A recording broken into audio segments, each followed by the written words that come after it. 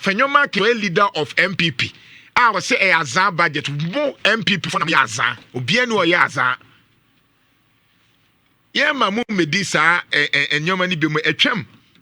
Samre na ni e ka E-Levy no.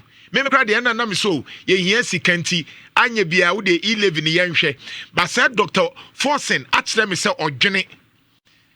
Ena me bom nsem ma no because me kra na me so say eh na wo yi free ho a ye benya sika wa he.